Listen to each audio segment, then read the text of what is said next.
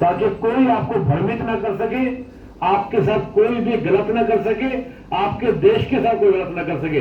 देश सिक्योर होगा तो आप सिक्योर रहेंगे। बांग्लादेश में आज किसी की सिक्योरिटी गारंटी नहीं है, आज अफगानिस्तान के अंदर किसी की सिक्योरिटी की गारंटी नहीं है। और यह सोचना गलत है कि हमें क्या लेना। बेटा जब बिगड़ता है समय, जब आता है तो फिर सभी पर आता है। जैसे कोविड में आया, वो एक महामारी थी, हम सब परेशान हुए, बोलो हाँ या ना। और हमारा संविधान बेटा इतना इंटरेस्टिंग संविधान है जिसने हमारी, तो एक बार जोरदार तालियां देकर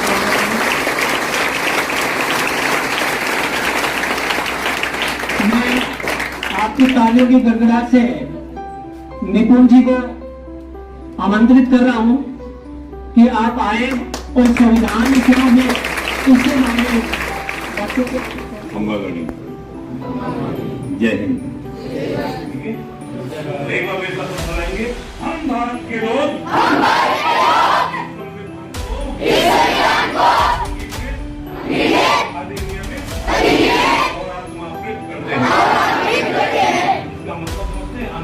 अपने अंग के रूप में स्वीकार करना, अधिनियमित इसको पारित करना और आत्माकृत अपनी आत्मा पर स्थान देना। आपके आप लोग हो जाता है संविधान।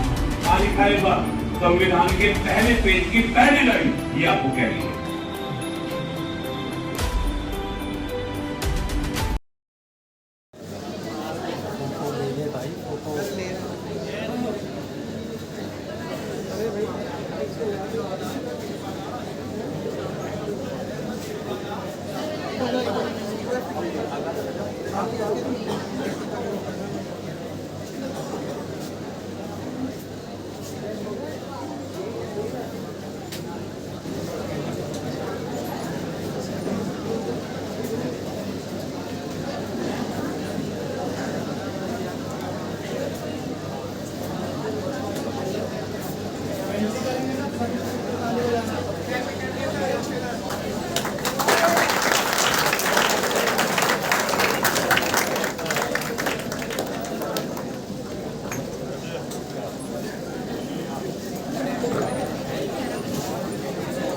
Settle down fast, please. Please बैठे आप लोग।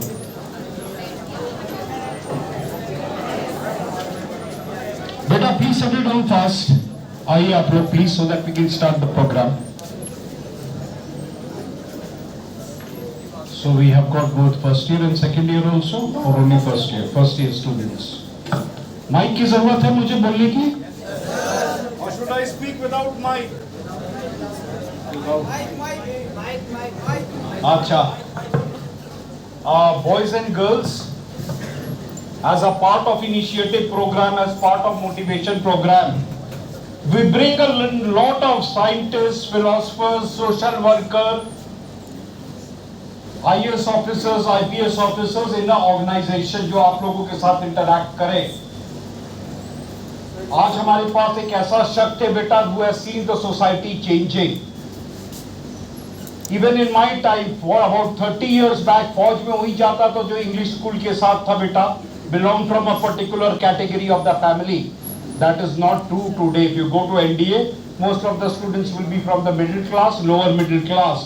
No fancy education, just basic education. Similarly, civil services, जहाँ IAS होता है, IPS, Indian Foreign Services, I think central government में 28 services are there, sir. 28 services are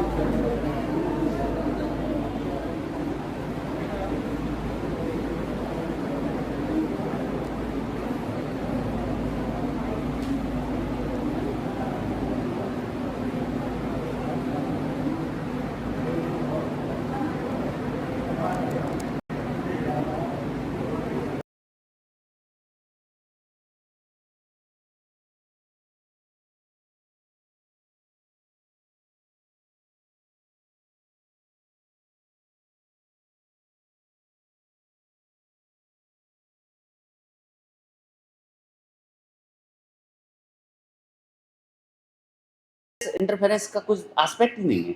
ये न तो शिक्षा से संबंधित है, न पूजा पद्धति से संबंधित है। और जो आर्टिकल 26 से 30 है,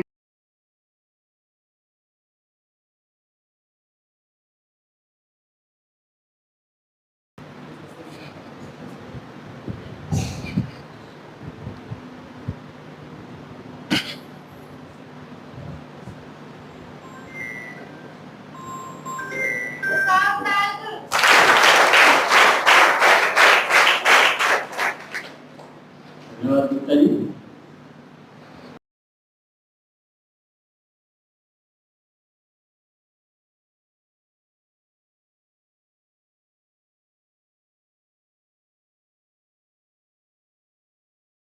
बहुत बहुत धन्यवाद, बहुत बहुत धन्यवाद।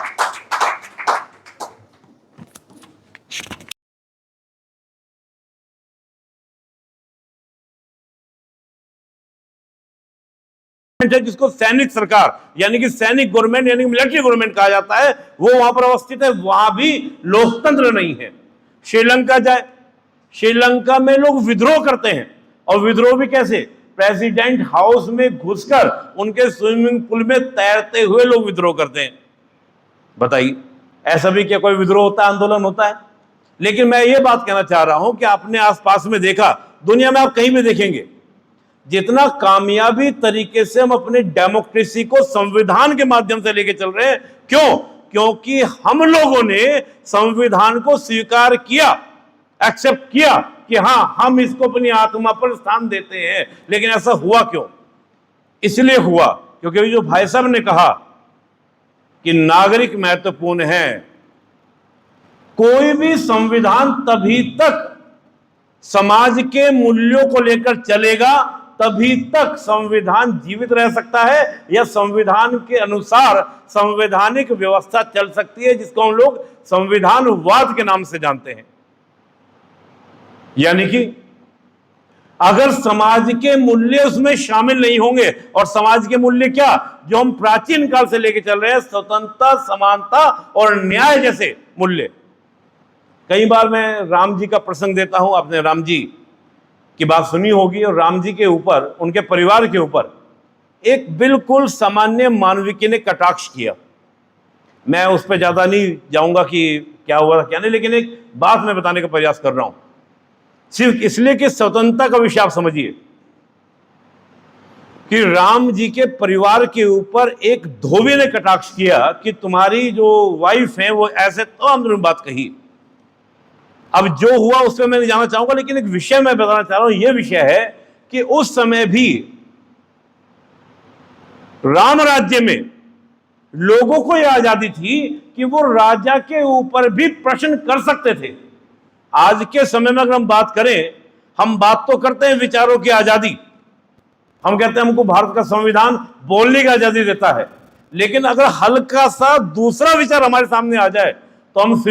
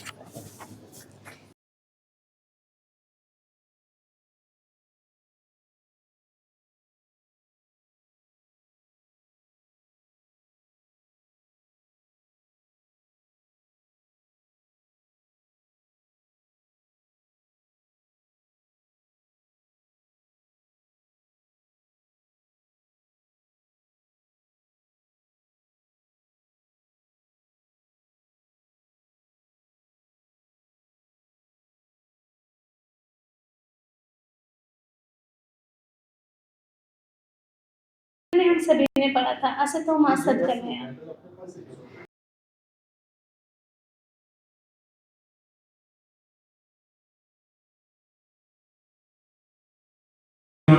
निपुण आलम भाई सर के अभिनंदन के लिए स्वयं के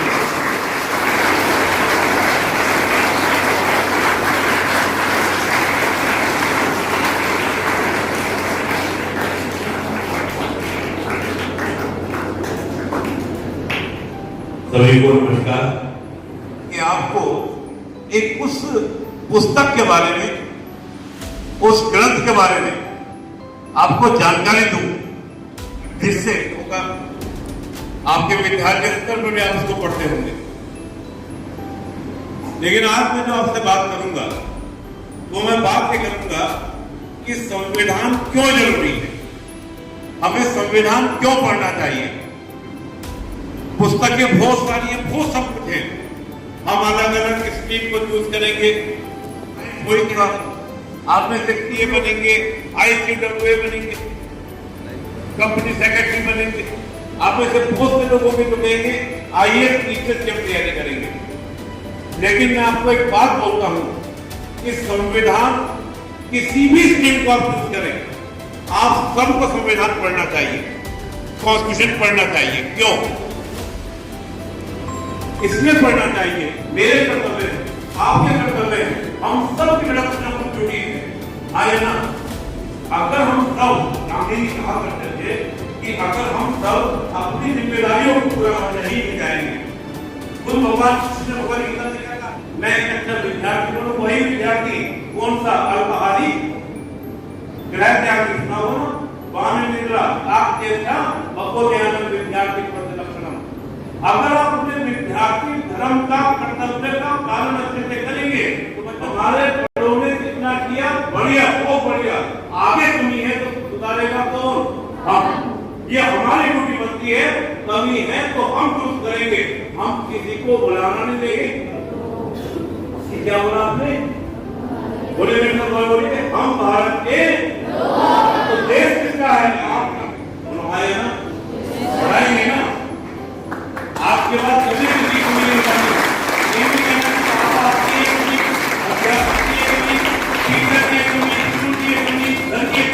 सरकार की कमी आलोचना नहीं करनी है, हमें ये सोचना है कि मैं क्या कर सकता हूँ इस देश के लिए। अपना सब काम करना है, आपको पढ़ाई करनी है, सब कुछ करना है, लेकिन पढ़ने के साथ साथ दिमाग में क्या रखना है कि देश हमें देता है सब कुछ, हम फिर तो देश को देना सीखे। आइए ना, तो मेरे साथ सब बोलेंगे, हम भारत के लोग इस संविधान को अंगीकृत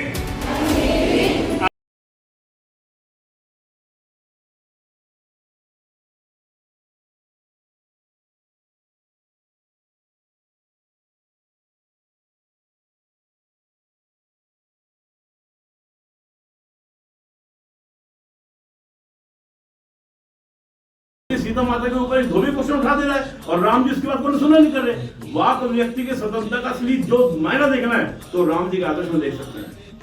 ठीक है, वो क्या हुआ क्या नहीं हुआ कल विषय पर चर्चा बड़ी हो सकती है, लेकिन आप देखिए कि अब बोलने की आजादी एक सामान्य मानवीय को जितनी थी वो हम प्रधानमंत्री जी के दौर में देख रहे हैं। मुझे याद है पहला 1951 में पहले केस जो कोर्ट के अंदर गया था वो गया था AK गोपालन का केस, उनको बोलने से रोक दिया गया था। देखिए जब हम लोकतंत्र की बात करते हैं ना, अभी बहन जी ने कहा, भाई ने कहा पंचायत को लेकर केवल हमने MP को वोट दे दिया, MLA को वोट दे दिया, हमने जो लोकल बॉडीज हमारी होती है चाहे वो ब्लॉक स्तर हो, जिला स्तर हो या गांव स्तर हो, हमने वोट दे दिया। वोट देना ही नहीं, लोकतंत्र का सही मायना है कि हमें बोलने का इजाजत मिले, जो हमारा सबसे बड़ा अधिकार है, पॉलिटिकल राइट। वो नेहरू जी ने सेंसरशिप लगा दी, इंदिरा गांधी जी ने तो इमरजेंसी के दौरान AK गोपालन केस के बाद एक केस आया MD जबलपुर केस, उसमें जीने तक का अधिकार छीन लिया था, कहा था कि आपको आर्टिकल 21 तक उपलब्ध नहीं होगा। हद हो गई, यानी कि जिनके लिए संविधान बनाए, जिनका देश है, उनके ऊपर सेक्शन लगाया जा रहा है कि आर्टिकल 21 में नहीं होगा, जीने का अधिकार तक नहीं होगा। और आज जो व्यक्ति यानी प्रधानमंत्री मोदी जी जीने के अधिकार को वास्तविक दे रहे हैं, जो हमारी मूलभूत आवश्यकताएं हैं, मूलभूत आवश्यकता रोटी कपड़ा मकान ही नहीं, वो तो मिल ही रही है। जैसे भाई साहब ने कहा कि 80 करोड़ लोगों को हम रोजाना को भोजन दे रहे हैं, कई बार लोग इसे मजाक बनाते हैं कि प्रधानमंत्री जो कहते हैं 25 करोड़ को गरीबी रेखा से बाहर निकाल दिया और ऊपर 80 करोड़ को तुम भोजन दे रहे हो, ये तो दोहरी बात हो गई। मैं कहता हूँ जनाब आप समझे ही नहीं बात को कि वो कहां पर सोच के बात कर रहे हैं। मूलभूत आवश्यकताएं पूर्ति कर दो, व्यक्ति कुछ ना कुछ काम करेगा, उस काम से जो पैसा आएगा अपना जीवन स्तर सुधारेगा, वो पढ़ेगा लिखेगा अगली जनरेशन को। भाई अपना जीवन जो हुआ सो हुआ, हम ये तो चाहते हैं कि हमारी अगली जनरेशन बेहतर हो, और वो कब होगी? पढ़ेगा इंडिया तो बढ़ेगा। उस मूल मंत्र से होगी। तो देखिए, कहने को इंदिरा जी की बात करें, मैं मनमोहन जी की बात कर सकता हूँ, राजीव गांधी की बात कर सकता हूँ, लेकिन बात यह है कि मैं हमेशा एक बात को कहता हूँ, बहन जी ने यूसीसी के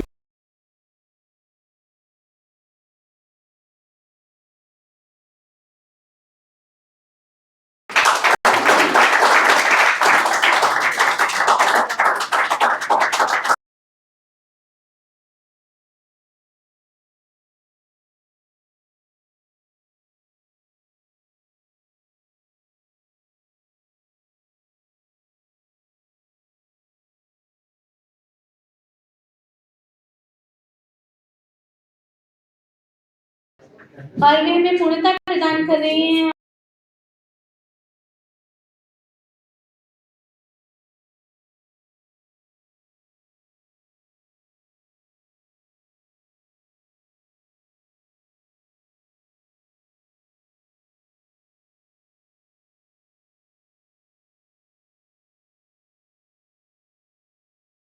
ज्ञापित करती हूँ आदरणीय निपुण आलम बयान जी को, हमारे राष्ट्रीय संयोजक।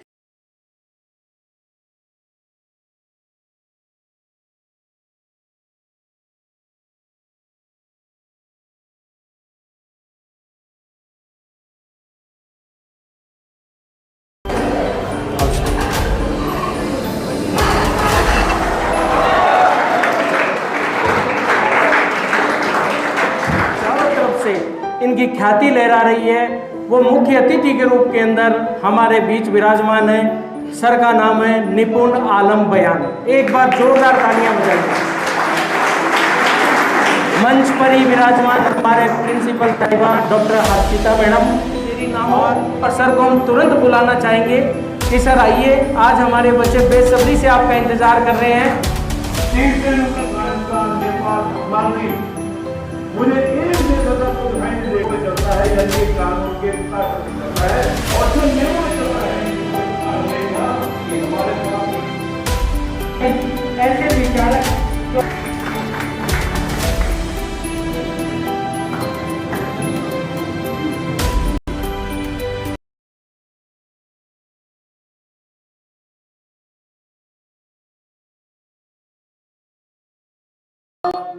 विंध्य हिमाचल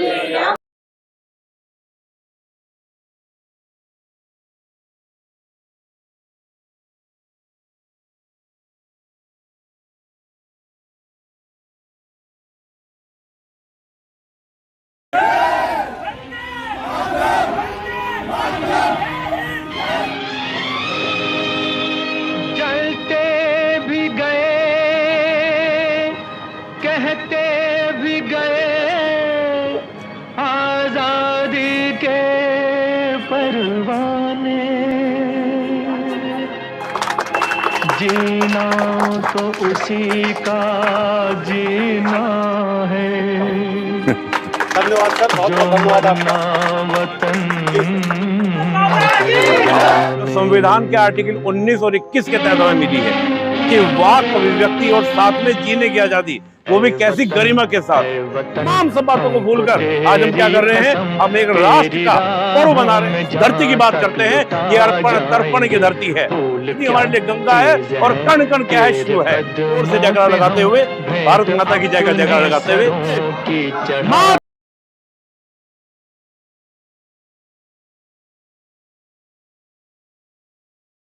निपुण आलम बयान हमारे घर डाली सरकार। संविधान के बारे में आपने जरूर कुछ ना कुछ सुना होगा, चाहे वो अपनी कक्षा कार्यक्रम के दौरान, आपके पाठ्यक्रम में, कहीं ना कहीं संविधान का आपने इतनी जल्दी तरक्की नहीं किया। आप ज्यादा दूर मत जाइए, जो और 2047 में 2047 में ये उम्मीद कर रहा हो कि हम बनेंगे विकसित भारत, वोटर विरासत से रहने के तैयार ना हो तो आम जनता का क्या हाल होता होगा, ये कल्पना करना ही बुरा हाल है। कि सम्मान नहीं करोगे तो मेरा जीवन में कभी आपको सम्मान मिलने वाला नहीं है। That is the reality. Bharat की जनता, हम भारत के नाम का बोले भारत माता की, भारत माता की, भारत माता की। बहुत धन्यवाद।